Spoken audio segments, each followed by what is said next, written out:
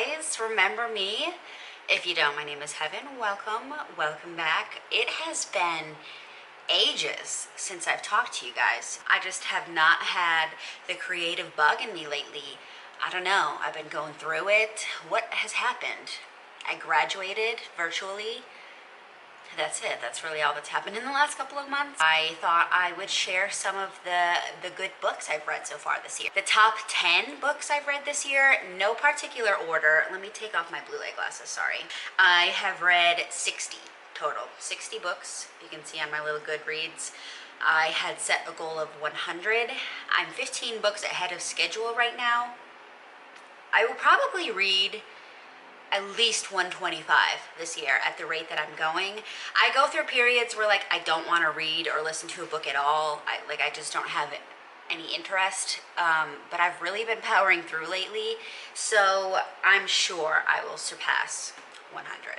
I made myself a little list of the 10 best books I've read so far. Like I said, in no particular order. The number one book, this one is the best I read so far this year. It's The Last Mrs Parish by Liv Constantine.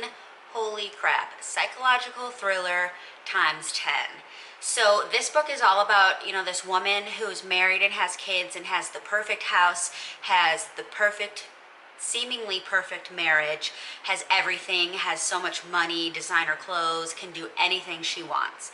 And then there's this other woman who really wants that life. She feels like she deserves it more, and she would stop at literally nothing to get that life. You think you know what's gonna happen, but actually you don't. It's crazy. And the lesson I learned is just don't trust anyone. You never know. The next great book I read was The Social Graces by Renee Rosen. This book was set in the 1800s, I believe. It's all about women of society, New York City socialites during that time period, and what women would do to propel themselves and to rise up in society and to gain notoriety and everything. It's crazy. Like, there's some crazy lavish parties, mansions being built back in old time New York City. It was just really fascinating. This author also wrote Park Avenue Summer, which was a really great book that I loved. Also set in the same time period, New York City. Obviously, you guys know I love the city so much, so I read a lot of books that are set here. It was very good, very just like interesting. I've never read a book with that same idea. Like, I've read old-timey books in New York, but not about like women of society and things. It was just very interesting. The next one I actually do have a physical copy of. It is The Breakdown by B.A. Paris. I just finished this one a couple of days ago, actually. I love B.A. Paris. She's one of my favorite authors. So good. She wrote Behind Closed Doors. That is a really great one. The Breakdown is all about a woman whose mother died with dementia. So she is scared of getting dementia. Her name is Cass. So Cass is afraid that she's losing her mind. She lives in this great house in the middle of the woods with her husband, and there's a murder in the woods. And the thing is Cass drove past the lady who was murdered the night of and didn't stop. It was storming. She was driving down this road and she saw the car parked, and she turned and looked, and there was a woman in there, and she stopped. She pulled ahead of the car but didn't get out to help because it was pouring, like extreme storm. So she didn't stop. She just went home. Later to find out, it was a woman that she knew who got murdered. So she's paranoid about the murder and that the murderer is going to come after her because Cass had seen the lady the night of, and Cass thinks the murderer is onto her and that she knows more than she does. So she's just extremely paranoid. She starts getting these phone calls where she answers and nobody's there. Her friends and her husband are really worried about her. She had to leave her job. There was a suicide attempt. Crazy, but that's actually not what is going on. The whole time I was reading, I'm like, man, this woman's really headed for a total breakdown. It's gonna be a disaster. Like, she's forgetting everything. She's, you know, creating story narratives that just aren't true. But then you get to the end and you're like, she wasn't losing her mind at all. She was the sane one this whole time. When I tell you, I did not see that twist coming. This book genuinely surprised me. A lot of the time when I'm reading, I can tell you exactly how it's gonna end because some books are just predictable. Not this one. Oh my gosh. Not this one. I wish I could go back and read this for the first time again. Next book I just finished listening to is What Happened to You by Bruce Perry and Oprah. It's a book about how trauma can really affect you and make you resilient and strong and powerful, and how to heal yourself. It was a whole book about this man who was trying to help people heal from their trauma and learning what triggered them and everything. It was just very fascinating. I have been trying to, I guess, like self-heal forever and, you know, work through my own stuff. So it was interesting. I learned a lot. There was one quote that really stuck out for me. It really resonated with me.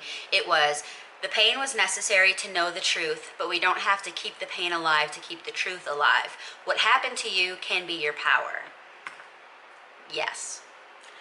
Next book is The Newcomer by Mary Kay Andrews. This was all about a woman whose sister was murdered. So she ran away with her sister's daughter, so her niece. She ran away to a city in Florida, like just off the highway, stayed at this beach motel, hoping no one would find her, because she was pretty sure that her sister's husband, so her brother-in-law, she was pretty confident that he had killed her and that he was going to come after her next. And he was trying to say that she kidnapped the daughter and everything, which, I mean, technically she did, but her sister, before she died, kind of had a feeling something was about to happen, so she had asked her sister to, she said, if anything happens, take my daughter and just go. So it was just a really interesting story. It wasn't like the best book I've ever read, but the writing style was really neat. I felt the panic. I felt everything. It was interesting. It was way longer than it needed to be, but it was a good story nonetheless. Next one is The Push by Ashley Audrain. This lady has a daughter, but she doesn't really bond with her, and she's just like horrible. And then she wants to have another child to see maybe I can get it right this next time. The girl's a total daddy's girl. She ends up having a son who she adores. She loves him. They bond. He's the best baby. Things keep happening, and the wife, the mom, says that the daughter is like doing all these crazy things, like hurting the baby, hurting her, setting up situations where like bad things are gonna happen, but it makes the mom looks bad. And of course, no one believes her. The husband thinks she's going insane. And then at the end, the daughter does something that like just is the worst thing you could imagine. Very good. Number 8 is The Four Winds by Kristen Hanna.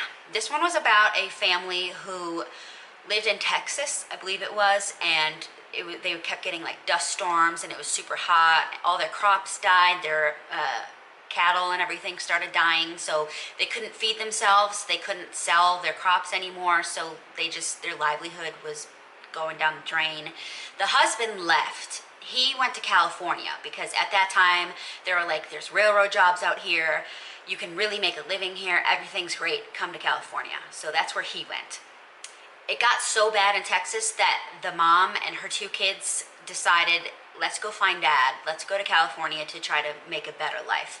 And it was all about their journey to get there and trying to find work once they got to California and just trying to make it. And it was just a really good story about like perseverance and really how far a mother would go to provide and to take care of her family. I love Kristen Hanna. Every book I've read by her so far has been super good. She's got like a very interesting writing. The next one, another physical one that I actually have here with me, Always the Last to Know by Kristen Higgins. I finished this book in a day. It was not the best story I've ever read.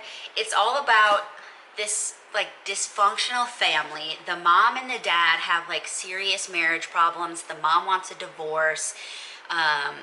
One of the sisters is like type A, successful architect, millions of dollars, beautiful house, beautiful family.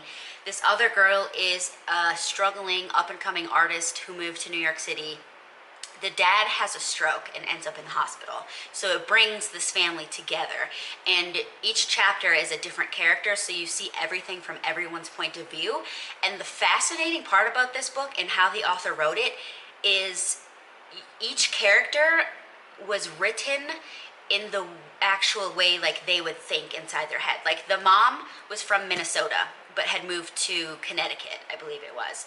So when it's the mom's chapters, it's written in phrases and terminology and jargon that someone from the Midwest would use. And I mean, I'm from Wisconsin, so I was like, yes, girl, I know exactly what you mean when you say, don't you know? I know. So it was just really interesting. And like, you really, I don't know how the author, Kristen, did it, but every single emotion each character had, I felt so deep. I was reading this book on the couch and my partner was sitting next to me and he's like, what is going on? Because he saw the changes on my face. And I was like, I just feel 30 different emotions right now through all these people. It feels like it's happening to me and I'm stressed. Very good book. Great book about, you know, family and relationships and love and just finding your way in life, knowing yourself and trying to figure out what's best for you and your happiness and trying not to base it on someone else and how it might affect them, because when it all comes down to it, you know, your happiness and what you want to do needs to be your priority, and you can't let people, you know, change your mind or anything. Very good book. Like I said, not like the best, most amazing book. There really wasn't like a huge climax or anything or, you know, twisty plot, but it was just, it's the writing style that really made this a great book for me. Number 9, I talked about this in my last video as well, The Midnight Library by Matt Haig. This was a book about a girl who just was down on her luck, at rock bottom, just did not want to exist anymore. So she ends up at a place where she's in the process of dying, and she comes to this library which has all these books on these shelves, and it turns out all the books are different paths her life could have gone down. There's one book of all of her regrets, and she gets to read it and pick one to change and then see what the outcome would be and how everything would be different. And then she got to pick one like reality to stay in.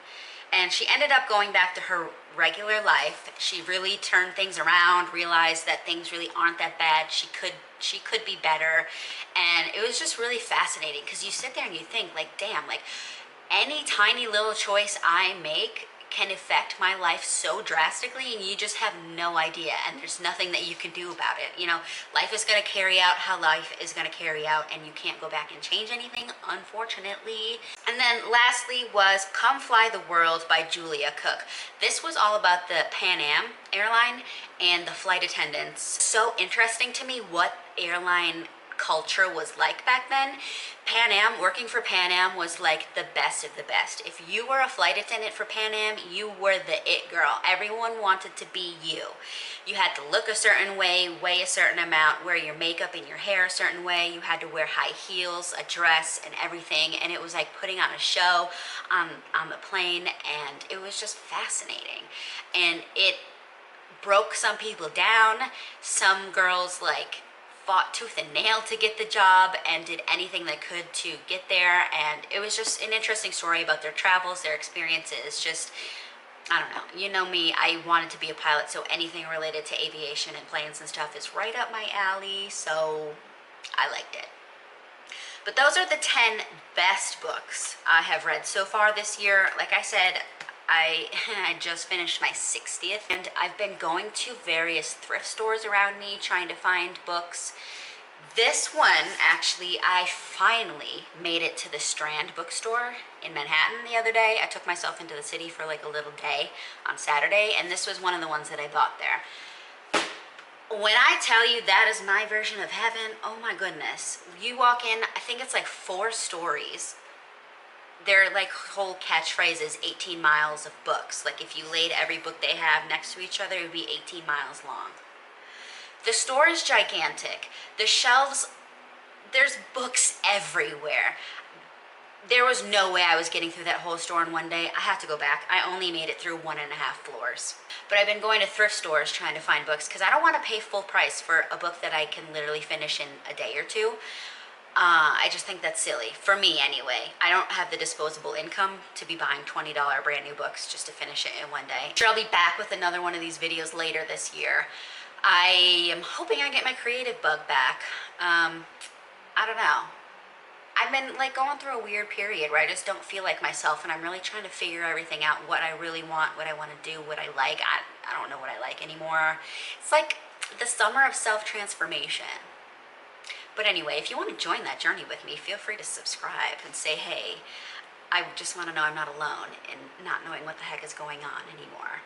But anyways, I hope you all are well. I hope you all are reading. I hope you find the time to read. Let me know what is the best book you've read so far this year. If you have, I just love talking about books. So let me know. And I hope that I will talk to you again soon.